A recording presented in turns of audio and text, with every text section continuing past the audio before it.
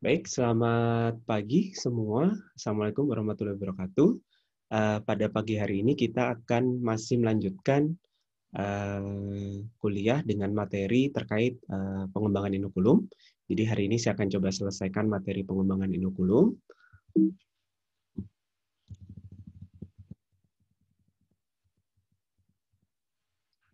Keren sampai di sini ya.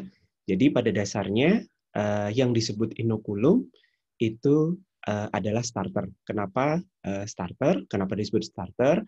Karena si inokulum ini adalah yang nantinya akan mengawali si proses fermentasi agar bisa berjalan. Atau fungsi dari pengembangan inokulum ini adalah untuk memberikan sejumlah mikroba. Jadi agar fermentasi baik itu untuk menghasilkan sel maupun untuk membentuk produk ya, agar si fermentasi ini bisa jalan, jumlah sel yang nantinya diharapkan tumbuh ini akan bisa Anda dapatkan, atau produk yang diharapkan untuk dihasilkan ini juga jumlahnya sesuai dengan yang Anda harapkan, maka Anda perlu untuk menyediakan mikroba sebagai biokatalisnya. Jadi jumlahnya harus cukup dan proses yang dilakukan untuk menghasilkan inokulum ini adalah yang disebut dengan pengembangan inokulum. Nah, Anda masih ingat juga bahwa kalau Anda mengembangkan sel, menumbuhkan sel pada reaktor yang batch, maka Anda akan dapatkan profil kira-kira seperti gambar di layar. Ya, dimulai dari fase adaptasi, eksponensial, stasioner, dan kematian. Secara umum ada 4 tahapan utama ya.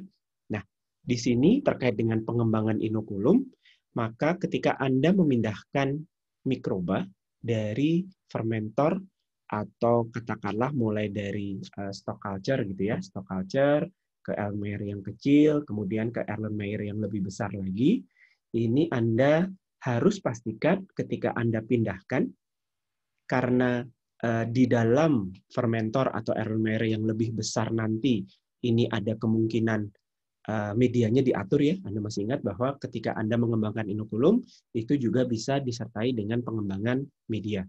Medianya umumnya semakin besar jumlahnya atau semakin besar volume kerja fermentornya, konsentrasi dari medium itu diturunkan untuk menghemat biaya operasi. Selain konsentrasi itu diturunkan, Anda juga bisa melakukan perubahan sedikit demi sedikit terhadap jenis medium, terutama jenis sumber karbon maupun sumber-sumber nutrisi utama lainnya, sehingga ketika Anda pindahkan ke medium yang lebih banyak, sementara konsentrasinya lebih sedikit, atau jenisnya itu lebih baru, Anda harus memastikan si sel ini ketika dipindahkan harus dalam kondisi yang paling sehat. Kenapa paling sehat? Untuk meminimalkan adaptasi di reaktor yang baru. Nah, kondisi paling sehat adalah pada fase eksponensial. Sehingga nanti ketika nanti Anda melakukan proses pengembangan inokulum dan Anda pindahkan ke fermentor yang lebih besar, Anda harus membuat yang namanya kurva pertumbuhan. Ya, kurva pertumbuhan ini harus Anda buat untuk setiap fermentor yang diperbesar. Nah, kenapa perlu dibuat? Untuk melihat ini, kapan waktu di mana sel ini masuk ke fase eksponensial. Karena di fase eksponensial ini, selnya akan paling sehat. Ya, jadi kenapa kita butuh sel dalam kondisi yang sehat? Sehat itu maksudnya dia paling aktif ya. Ini tadi adalah untuk memperpendek lag phase di fermentor yang besarnya. Selain lag phase-nya diperpendek, Anda harus pastikan ketika Anda menginokulasi fermentor yang lebih besar, jumlah inokulum itu mencukupi. Ya, jadi Anda harus perhatikan di fermentor yang ukurannya nanti lebih besar, itu volume kerjanya akan berapa. Nah, nanti inokulum yang ditambahkan di dalam fermentor tadi itu kira-kira 3-10% volume. Ya, katakanlah Anda mau pindahkan dari Erlenmeyer 100 mili ke Erlenmeyer yang 1 liter. Ya, kira-kira 3% dari 1 liter sampai 10%.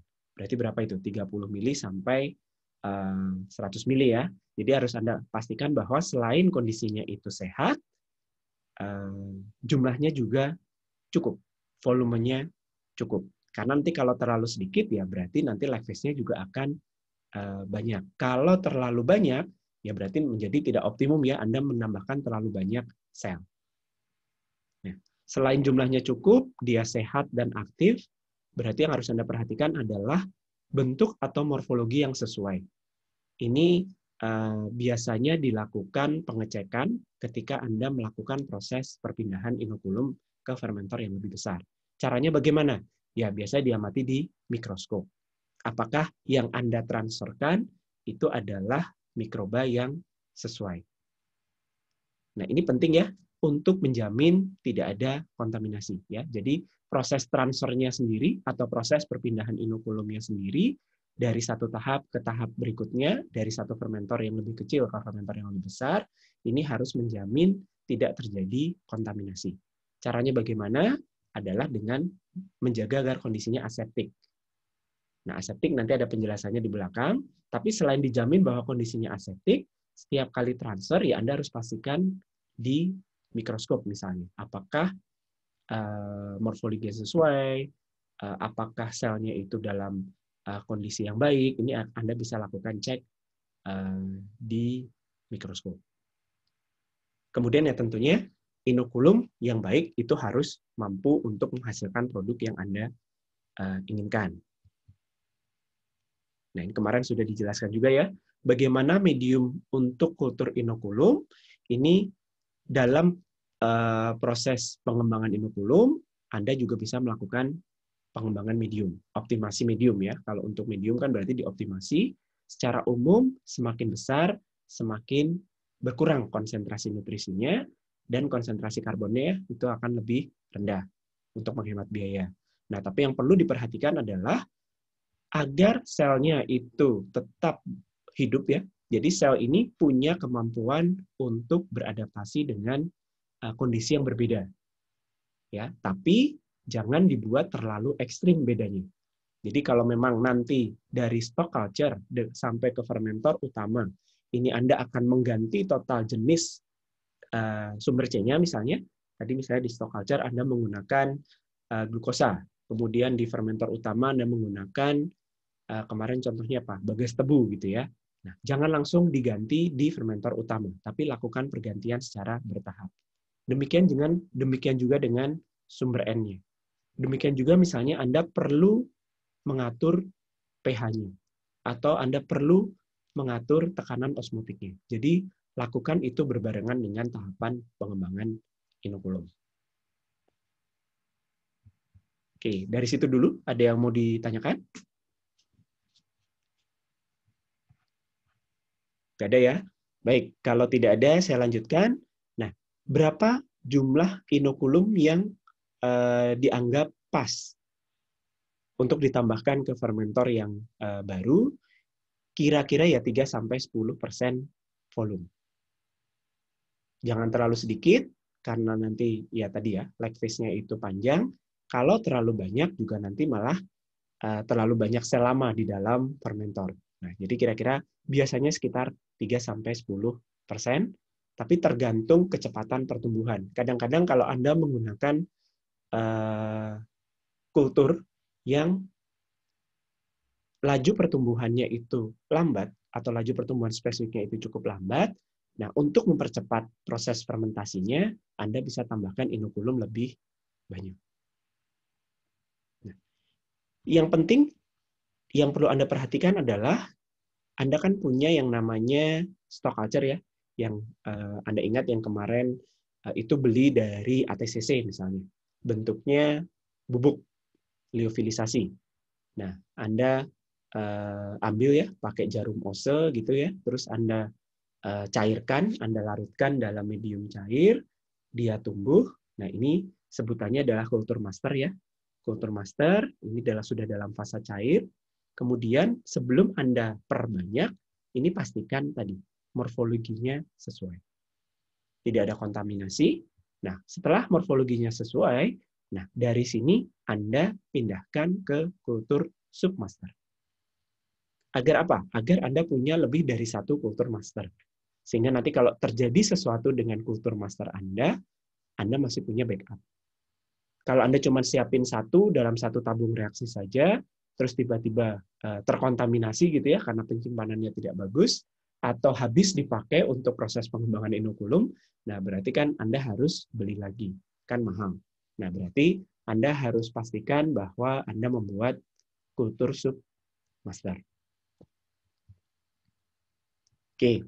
Nah, dalam pengembangan inokulum tadi sudah disampaikan dari kultur submaster Anda bisa lakukan proses perbanyakan inokulum sampai ke fermentor utama. Caranya bagaimana? Ya, Anda gunakan bisa melalui Erlenmeyer, ya, volumenya diperbesar. Biasanya pakai Erlenmeyer ya untuk volume-volume awal, katakanlah 30 mili, 100 mili, 1 liter, 3 liter. Nah, kalau sudah mulai 3 liter, itu kan mungkin kalau pakai Erlenmeyer terlalu berisiko ya, karena volumenya besar, kan Anda harus lakukan pengadukan. Nah, pengadukan biasanya kan pakai shaker inkubator. Sudah pernah lihat bentuknya belum, shaker inkubator? Belum, Pak.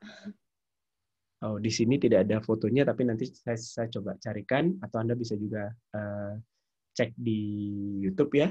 Nah, kalau volumenya sudah terlalu besar, biasanya Erlenmeyer tadi dipindahkan ke fermentor kecil.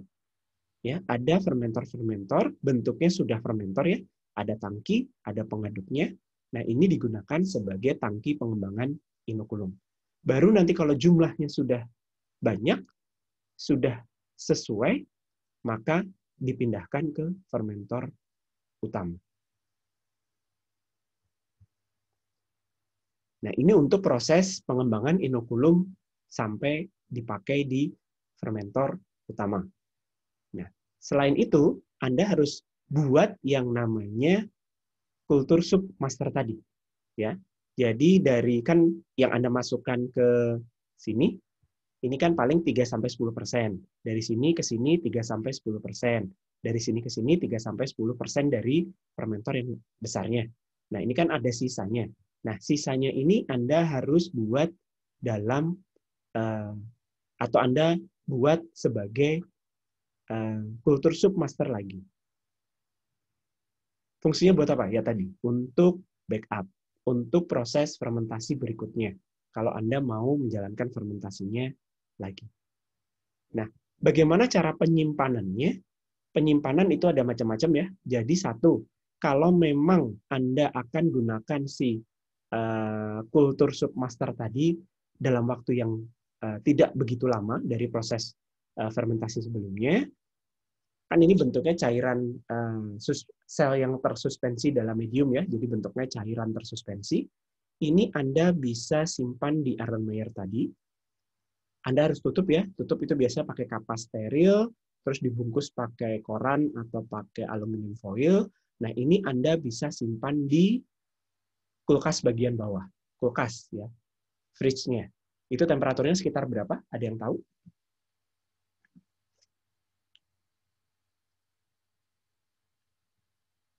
Ada yang pernah ngukur temperaturnya kulkas berapa?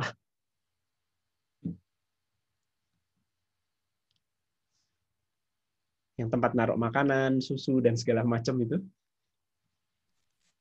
4 derajat, Pak. Ya, sekitar 4 derajat. Nah, ini kan tidak terlalu dingin ya. Jadi, kalau disimpan di kulkas sekitar temperatur 4 derajat, ya berarti cairannya menjadi dingin saja. Tidak sampai membeku. Nah, ini bisa Anda gunakan sebagai tempat penyimpanan kultur submaster kalau akan digunakan dalam waktu singkat. Nah, bagaimana kalau Anda mau menyimpan agak lama? Sebulan misalnya, atau 2 bulan, atau bahkan lebih. Nah, Anda simpan di dalam, ada namanya test tube ya, bukan tabung reaksi, tapi tabungnya lebih kecil, mungkin ukurannya sekitar 2 mili. Nah, 2 mili ini Anda isi dengan cairan kultur tadi, sekitar 1 mili. Nah, itu disimpan di kulkas bagian atas. Kalau kulkas bagian atas, freezernya itu kan temperaturnya sekitar minus 20. Nah, hanya saja kalau cairan tersuspensi ini langsung dimasukkan ke dalam freezer yang temperaturnya minus 20, air pada temperatur minus 20 akan membeku. Ya, jadi selain membeku, struktur kristal airnya juga akan berubah. Nah, ini kalau langsung disimpan di freezer, selnya bisa rusak karena airnya membeku. Nah, bagaimana caranya? Biasanya dari 1 mili cairan sel tadi, Anda tambahkan gliserol. Gliserol 20%. Jadi 20% volume gliserol, kemudian Anda tambahkan sekitar setengah mili.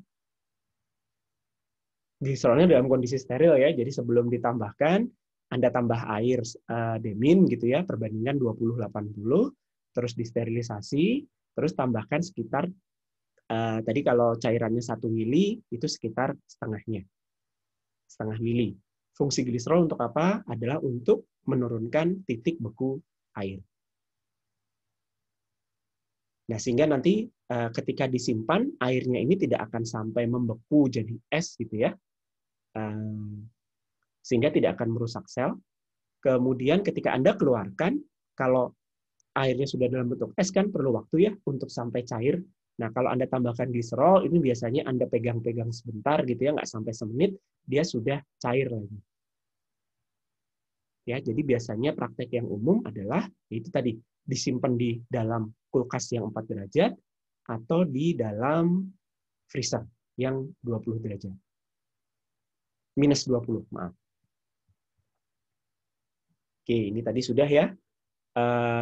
Ini gambar yang di kanan, ini menunjukkan ketika inokulum itu dipindahkan di 3 fase ya. Ada yang namanya mid inokulum itu ketika dia belum masuk fase eksponensial.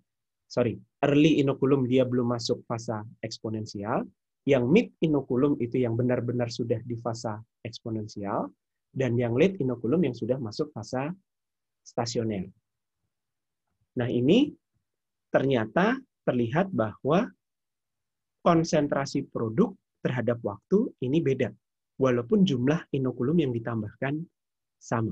Jadi terlihat bahwa kalau mid inokulum yang dipindahkan pada fase eksponensial ini memiliki konsentrasi produk terhadap waktu atau produktivitas ya ini lebih tinggi, paling tinggi. Sementara yang stasioner itu yang paling rendah.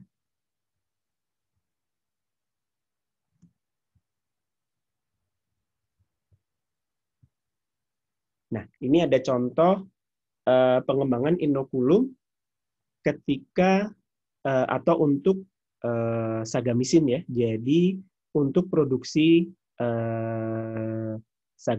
sagamisin ini adalah salah satu bentuk antibiotik. Jadi Anda lihat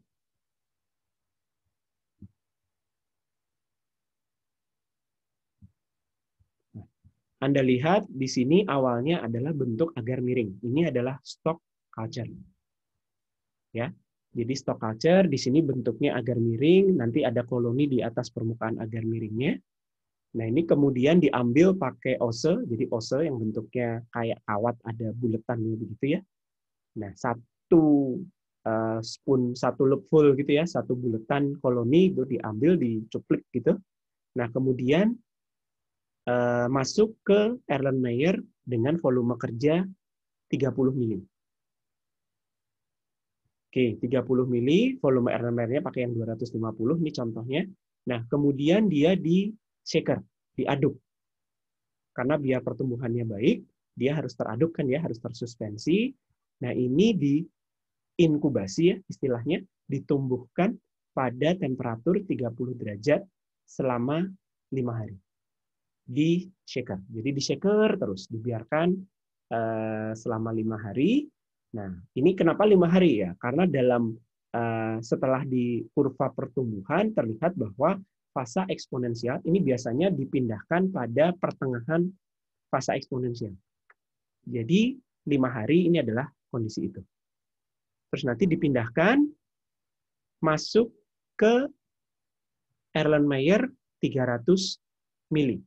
Volume kerjanya 300 mili, berarti 10%-nya kira-kira 30 mili. Oke ya. Jadi Erlenmeyer-nya ukuran 2 liter tapi volume kerjanya 300 mili. Nah, Anda juga perlu perhatikan ya bahwa ketika Anda mengisi Erlenmeyer, kemudian Erlenmeyer ini Anda aduk, masukkan ke incubator shaker, itu jangan terlalu penuh. Jadi katakanlah Anda menggunakan Erlenmeyer 200 mili, ya jangan diisi full 250 mili, jangan diisi full 250 mili. Begitu diaduk, ya tumpah-tumpah. Selain tumpah-tumpah, kenapa tidak boleh diisi penuh? Ini untuk memberikan ruang udara.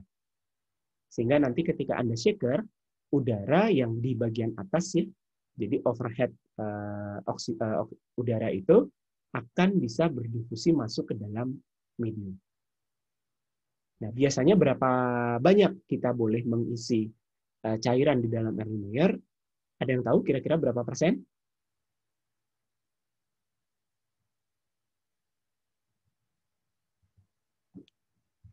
Agar bisa teraduk dengan baik, udaranya juga bisa terdifusi dengan baik masuk ke dalam cairan.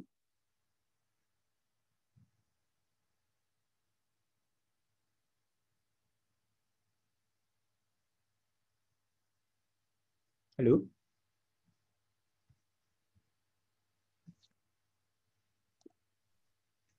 Belum tahu, Pak. Ya, kira-kira maksimal 80%. 80% itu udah maksimal ya. Rata-rata orang menggunakan sekitar 60-70%. Di sini lebih kecil lagi ya. Ini volume Erlenmeyer-nya adalah 2 liter, tapi hanya dipakai 300 mili. Ini biasanya digunakan kalau memang butuh difusi oksigen yang banyak. Ini kan cuma 300 per 2 liter ya, itu berapa persen? Kan sedikit sekali volume kerjanya. Nah, ini di shaker lagi.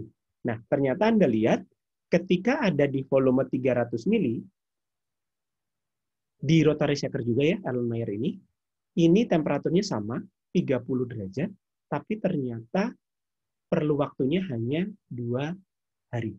Sementara yang sebelumnya, ini butuh waktu 5 hari. Kenapa?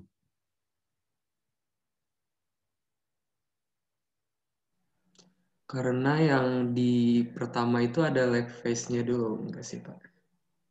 Ya, betul. Ini dua-duanya ada lag phase-nya. Tapi Anda ingat ya, yang ini baru dipindahkan dari stock culture. Jadi yang sudah apa ya? Yang sudah di, di tidak aktif agak lama ya. Jadi kalau bentuk koloni kering itu kan dia bukan dalam bentuk yang aktif. Jadi yang disimpan dalam waktu yang cukup lama itu baru dibangunkan gitu ya istilahnya. Nah, ini kan berarti butuh waktu adaptasi lebih lama. Nah, setelah bangun, dia volumenya diperbesar, ini akan menjadi lebih cepat proses adaptasinya. Apakah masih ada fase adaptasi? Kemungkinan iya, tapi jauh lebih pendek. Sehingga dalam waktu 2 hari, dia sudah masuk fase eksponensial. Oke, nah kemudian di sini dipindahkan karena ini sudah volume 300 sudah volume 2 liter ya. Nah, kemudian setelah di shaker 2 hari masuk ke proses pengembangan inokulum masih, tapi bentuk wadahnya sudah ganti ke fermentor. Ya, jadi sudah ganti ke fermentor, ukurannya menjadi fermentor 30 liter, tapi volume kerjanya setengahnya, 15 liter. Nah, kalau sudah fermentor, ya berarti harus diaduk. Sudah tidak bisa digoyang-goyang lagi di atas rotary shaker. Ya, jadi harus diaduk. Diaduknya menggunakan pengaduk berkecepatan 250 rpm.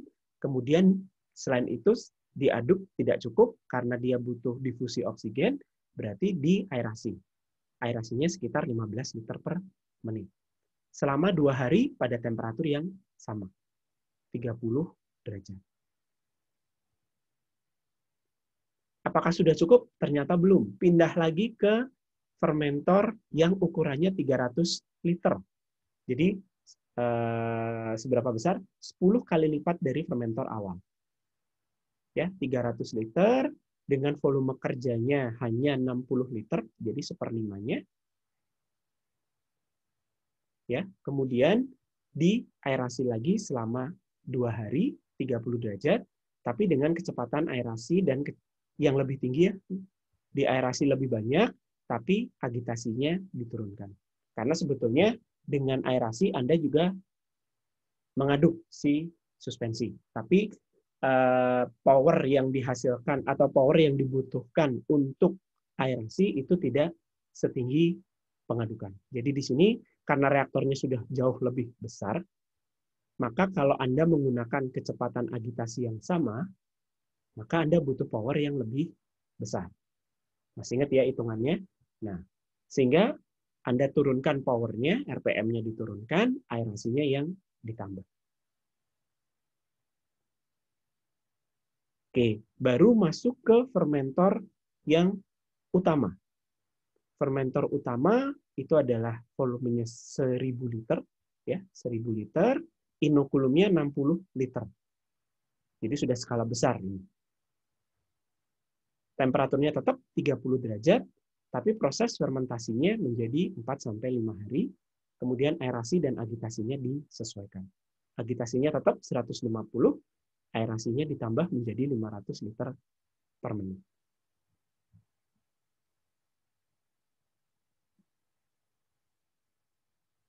Ya, ini kira-kira contoh proses pengembangan inokulum seperti itu. Nah, ini karena contohnya adalah antibiotik, sagamisin, di sini tidak ada keterangan terkait perubahan medium atau pengembangan mediumnya. Nah, biasanya kalau antibiotik, karena ini adalah untuk kebutuhan obat ya, untuk manusia, harganya cukup mahal, maka biasanya untuk medium ini tetap menggunakan medium yang murni untuk mengantisipasi tidak ada kontaminasi, tidak ada produk samping yang berbahaya, dan lain sebagainya. Walaupun ada kemungkinan ketika volumenya ini makin besar, konsentrasi nutrisinya itu diturunkan. Oke, dari sini apakah ada yang mau ditanyakan dulu?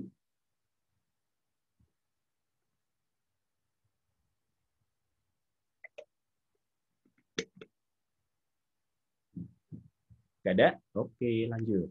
Nah, proses inokulasi bagaimana dilakukan secara aseptik. Nah, biar kebayang, saya coba putar video ya.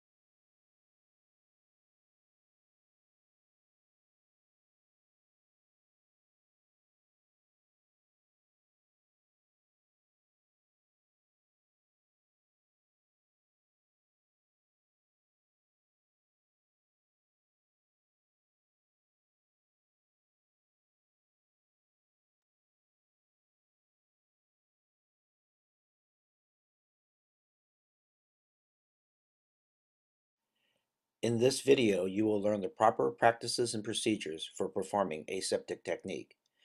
Using aseptic technique, you will be able to transfer a bacterial monoculture into a fresh medium without introducing any contaminating microorganisms. Two of the most commonly used tools for transferring bacteria are the inoculation loop and the inoculation needle. Knowing how to use a Bunsen burner is an important skill in aseptic technique. To light a Bunsen burner, start by closing the valve at the base by rotating the collar so that the vents are covered. Then slowly turn on the gas. Once you hear the gas, ignite the burner and set the height of the flame by adjusting the amount of gas. The temperature of the flame can be adjusted by rotating the collar to control the flow of oxygen. The coolest flame is yellow and orange. A medium flame is blue. And the hottest flame is a roaring blue flame characterized by a clear blue cone in the middle. The tip of the cone is the hottest part of the flame. Inoculation tools are sterilized by passing them through the hottest part of the flame. Once sterilized, inoculation tools should not be set down on any surface. In this section, you will learn how to transfer bacteria from a liquid culture to a petri dish. After flaming a loop, take the lid off the container of liquid culture and pass the mouth through the flame. Then dip the loop into the liquid culture and flame the mouth again before replacing the lid. Transfer the bacteria to your petri plate. Lift the lid of the plate and hold it over the base as a shield to prevent contaminants from falling onto the plate. Spread the bacteria over the entire surface of the plate in all directions. Rotating the plate a quarter turn between spreads will ensure that the bacteria is spread evenly across the plate.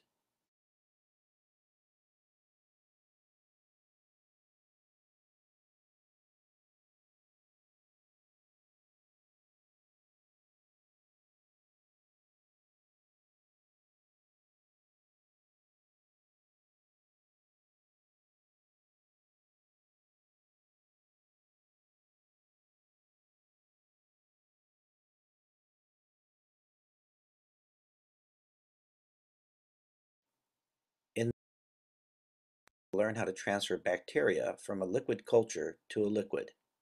After sterilizing an inoculation loop, take the lid off the container of liquid culture and pass the mouth through the flame. Then dip the loop into the liquid culture and flame the mouth again before replacing the lid. Now take the tube of liquid media and pass the mouth through the flame.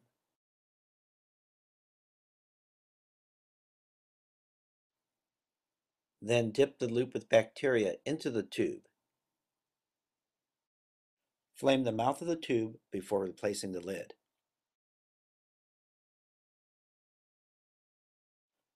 Flame the loop to sterilize.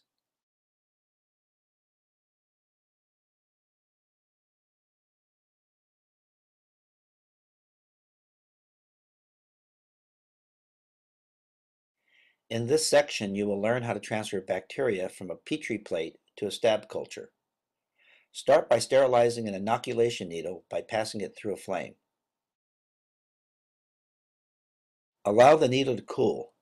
You can test for coolness by tapping the needle in a clear area on your agar plate. While holding the lid as a shield, gently rub the inoculation needle over a single colony. Transfer the bacteria to a culture tube filled with nutrient agar. Remove the top of the tube and insert the needle, making 3 deep stabs.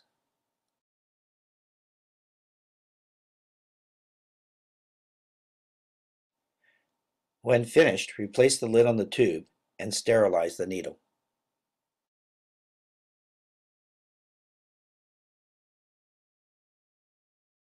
In this section, you will learn how to transfer bacteria from a petri plate to a liquid. Sterilize an inoculation loop by passing it through a flame.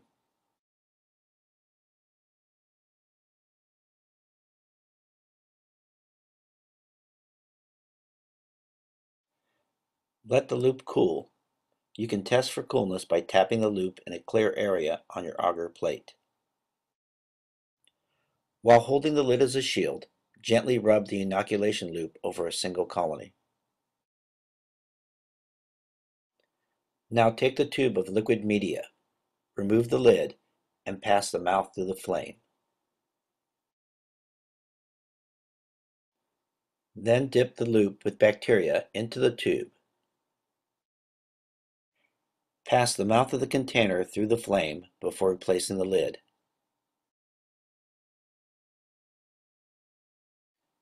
Sterilize the inoculation loop to complete the process.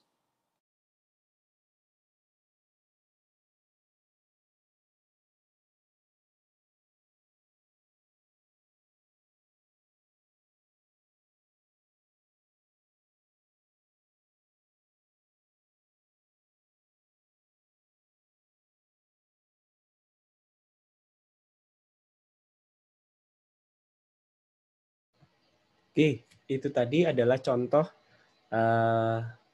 teknik aseptics ya. Jadi ini untuk mahasiswa bioproses perlu tahu teknik ini. Jadi tujuannya adalah untuk menghindari kontaminasi. Jadi tadi Anda perhatikan apa yang bisa Anda perhatikan dari atau apa yang Anda tangkap dari video tadi?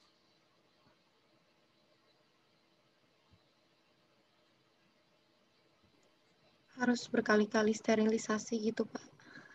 Ya, Anda harus bekerja menggunakan api ya. Tadi ada api, itu namanya pembakar bunsen. Tapi tidak ada kalau di lab. Kita menggunakan ya cairan spiritus yang dinyalakan pakai korek api biasa ya. Nah, kenapa harus menggunakan itu? Karena itu digunakan untuk memanaskan udara sekitar. Begitu udaranya panas, diharapkan tidak ada mikroba yang hidup di udara itu. Sehingga kita harus bekerja di sekitar udara yang panas. Jadi memang perlu hati-hati, perlu skill gitu ya. Jangan sampai kalian ngebakar tangan atau ngebakar kapas gitu ya. Tapi Anda juga perlu mensterilisasi si ose-nya. Caranya gimana? Ya itu tadi, dibakar di api. Tapi ketika mau dipakai, jangan langsung dipakai. Jadi harus dipastikan dia cukup dingin. Karena kan Anda akan gunakan ose tadi untuk ngambil si koloni mikroba. Begitu seterusnya. Ketika Anda melakukan, ini memang perlu latihan ya. Nah, akhir semester ini biasanya, ini kalau kondisi normal ya, Anda akan diberikan modul laboratorium teknologi dasar-dasar teknologi bioproses. Tapi kita lihat lagi nanti bagaimana ya, karena situasinya sedang tidak pasti, tapi kalian perlu diberikan latihan hands-on beneran untuk melakukan hal-hal tadi. Ya, nanti kita lihatlah. Oke, ada yang mau ditanyakan dulu?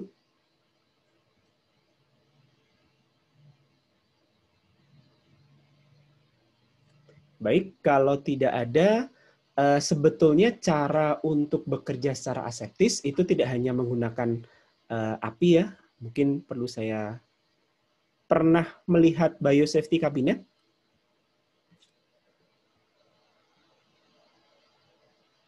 Di lab mikro ada? Ada yang sudah pernah main ke lab mikro? Kayaknya belum ya. Baik, saya coba perlihatkan contoh biosafety cabinet.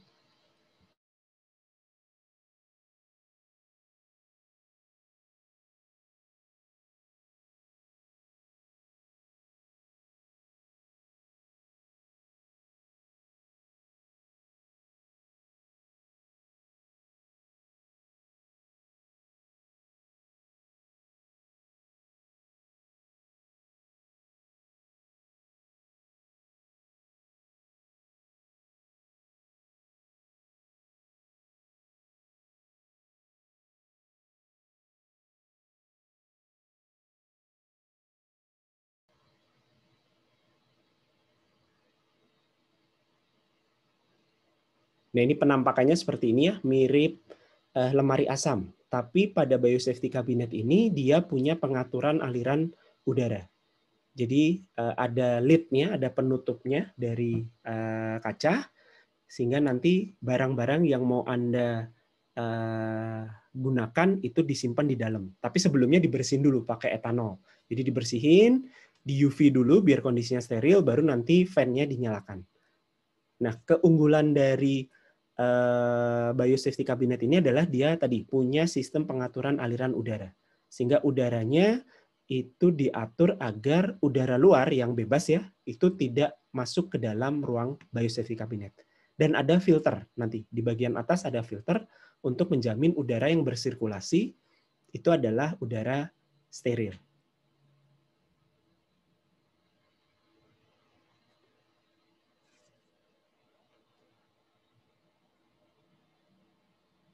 Ya, terlihat ya ini adalah aliran udaranya.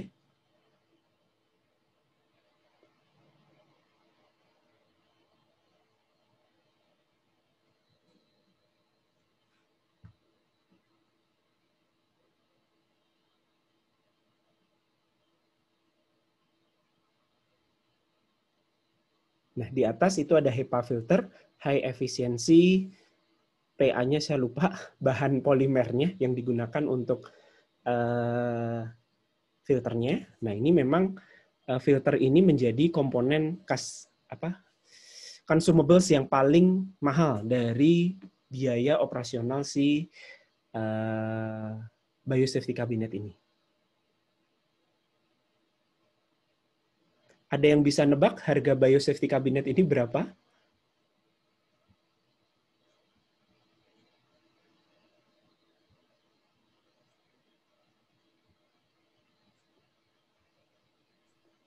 Rp50 juta, Pak. Salah. 60. Jadi tawar-menawar ya. Saya lupa ingat, tapi ordernya di sekitar 100, hampir 150 juta. Atau bahkan untuk kelas, kan tadi nyimak nggak ya? Ini ada tulisan kelas 2. Jadi tergantung kelasnya, makin tinggi kelasnya, ini harganya akan semakin mahal. Dan filternya sendiri itu kalau tidak salah harganya ordernya sekitar 20 juta. Dan itu akan harus diganti sekitar 1-2 tahun sekali gitu. Jadi memang agak mahal biaya operasionalnya. Cuman kan Anda bandingkan ya. Jadi tadi kan ada ruangan di dalam lid yang bisa ditutup itu.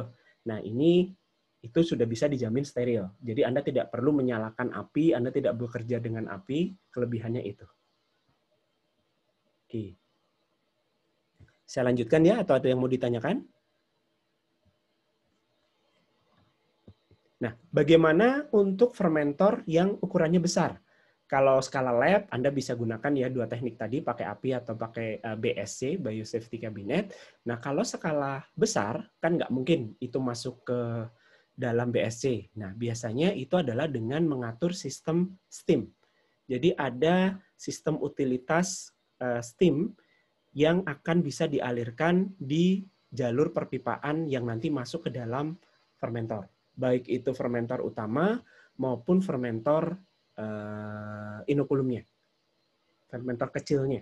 Ya walaupun kecil itu relatif ya. Anda lihat tadi sampai berapa liter tadi ya di slide sebelumnya. Sebelum masuk ke fermentor utama. Jadi nanti steamnya itu dilengkapi dengan valve. Ada pengaturan valve secara otomatis bisa, manual bisa, sehingga nanti ketika sebelum si inokulum itu lewat, maka jalur itu di steam dulu. Steam ada valve yang dibuka sehingga steamnya ngalir, kemudian ada valve yang dibuka lagi sehingga steamnya bisa dikeluarkan.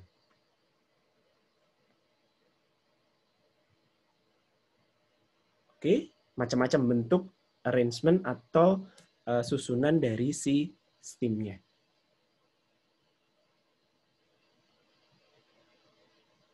Ada yang mau ditanyakan nggak? Jadi kira-kira proses pengembangan inokulum secara sederhana digambarkan pada gambar yang proses sagamisin tadi ya. Jadi memang tahapannya ya hanya memperbanyak mikroba. Tapi yang perlu diperhatikan adalah ketika memperbanyak mikroba ini, satu adalah jangan sampai terjadi kontaminasi. Bahwa mikrobanya memang yang dipindahkan hanya mikroba yang Anda inginkan. Satu. Yang kedua adalah Anda harus pastikan bahwa ketika dipindahkan, mikroba ini dalam kondisi fisiologis yang paling aktif. Dia paling sehat. Oke, kemudian ketika Anda melakukan proses pengembangan inokulum, Anda bisa membarengkannya dengan proses optimasi media. Optimasi atau adaptasi media. Ini penting ketika nanti media akhir untuk fermentasi utama itu akan jauh berbeda dengan media yang digunakan untuk menumbuhkan mikroba. Ya, seperti itu. Oke, kalau tidak ada pertanyaan, tugas 2 sudah dikumpulin ya. Ini adalah tugas 3. Jadi masih nyambung dengan tugas 2. Kelompoknya mau tetap atau mau diganti?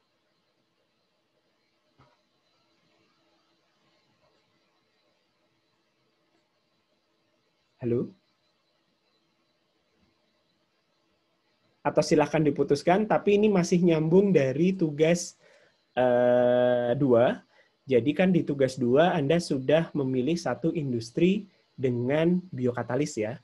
Nah, silakan Anda pilih satu biokatalis, misalnya di tugas 2 Anda menggunakan beberapa jenis biokatalis dalam proses produksi.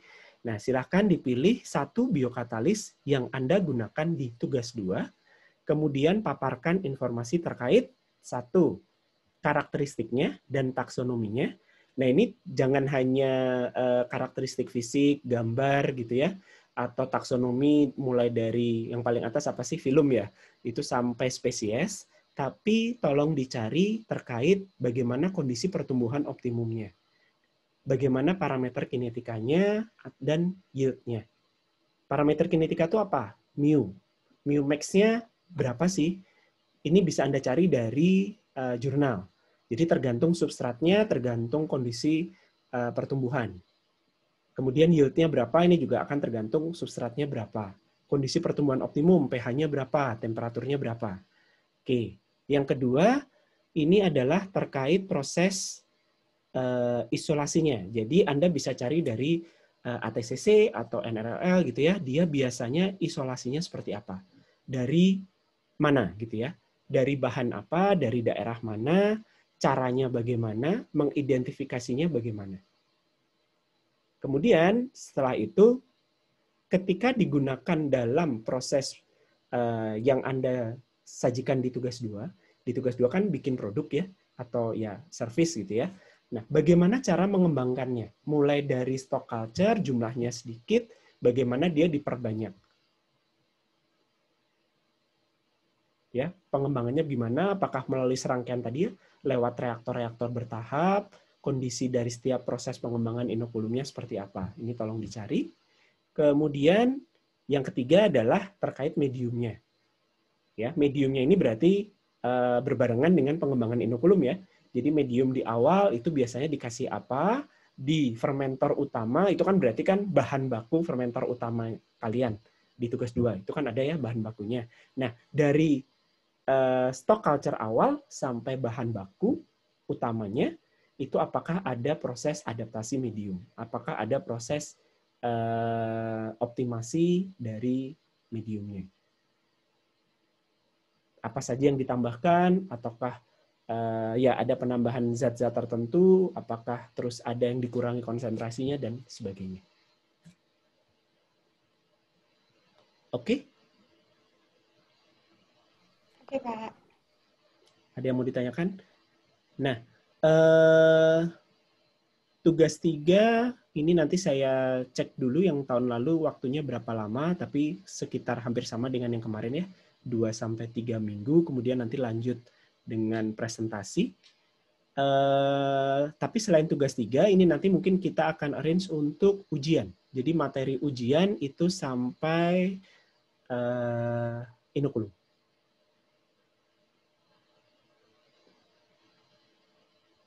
Oke ya, nanti kita diskusikan lagi deh. Saya perlu diskusi juga dengan Pak Chandra. Apakah ujiannya setelah presentasi tugas 3 atau sebelum tugas 3? Baik ya, mungkin sampai di sini ada yang mau ditanyakan dulu atau diklarifikasi, silahkan.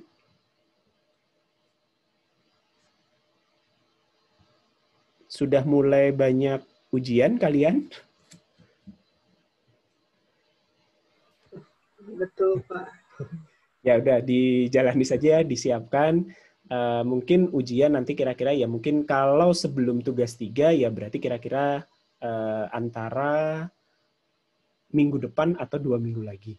Tapi kalau setelah tugas 3 ya berarti nanti nunggu tugas 3 beres.